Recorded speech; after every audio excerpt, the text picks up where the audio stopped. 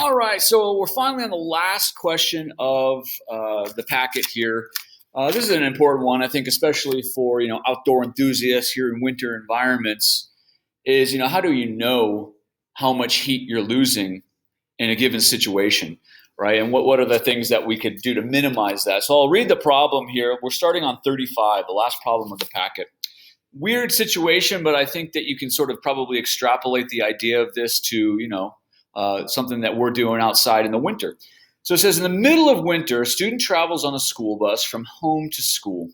The school bus temperature is 58 degrees Fahrenheit. Oh no, we're going to have to convert to Kelvin on this one. The student's skin temperature is 91.4 degrees Fahrenheit.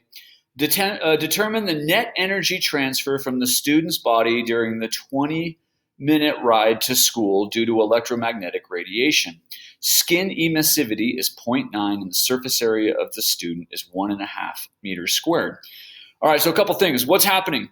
The student is warmer than the environment, right? Their skin temperature, their internal temperature. That means they're going to lose energy. They're going to radiate energy into the colder environment. They're going to do that through infrared waves, right? Infrared wavelengths or electromagnetic radiation. Now during COVID, if you've ever gone and someone takes your temperature by putting something close to your forehead, that's actually a device that measures the intensity of the infrared wavelengths that you're giving off, and you can infer the temperature of someone based on that. It says their skin emissivity is 0.9. Emissivity is a marker or a number that tells us how good something is at radiating away heat in terms of with electromagnetic radiation, in infrared in this case. If you have an emissivity of 1, you're very good at radiating energy away. If you have an emissivity of 0, you don't radiate any energy away. So we're going to lose energy, right? There's a colder environment around us. We're going to lose energy, and that's what we want to calculate. Now, what we have in our equation sheet is something that has all of these things in it, right? So we're looking at the equation. I got it here. You remember, you never have to memorize it. It looks like this. It's power. We'll talk about that in a moment. Times the Stefan-Boltzmann constant right here, which is just a physical fundamental constant. It's very, very small. That letter is sigma. 6.67 times 10 to the minus 8th. The area. So the larger area I have, the more power, the more energy I'll radiate quickly away, the more power that I'm emitting to the environment in terms of electromagnetic energy. The emissivity, which is 0.9. And then here's the weird one. And when we're dealing with emissivity and radiating energy away, it's the only time I ever know in physics that we deal with something in nature that's raised or it's described by something to the 4th power.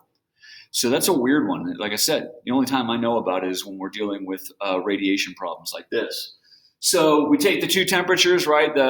The skin temperature, the outside temperature, and we raise them to the 4th power. So those will be very, very big numbers. And they'll offset this really, really small number. But the mathematics of it is simple. We're just going to multiply all those things together, right? Take the difference of the 4th power of the temperature first and then multiply them all together.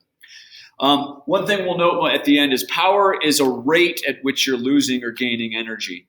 So we need to know then how long are you dissipating energy at this rate to figure out the actual energy lost in joules, and we'll get there. Anyways, here's what it is. I just go ahead and put it in there. I've done the conversions for you. The skin temperature is about 306 Kelvin. The air temperature in the bus is 287 Kelvin, so that's what would go in for there. I multiply them together, and this is, again, even though you're just multiplying it because you got a really small number, and these to the 4th power are going to be big numbers, sometimes there's some problems with that. But if you can convince yourself that the product of that is 148.74 watts or something close to that, you did it correctly. Right? Now, that's not the whole problem. That means every second this student is radiating 148 joules to the environment. So he's on the bus trip for 20 minutes. So that's 100 or 1,200 seconds. So what is a watt? Well, a watt, I just changed my units to a joule per second. That's what a watt is. So I take the wattage, 148.7 joules per second. I multiply it by 1,200 seconds. And during that 20-minute bus ride,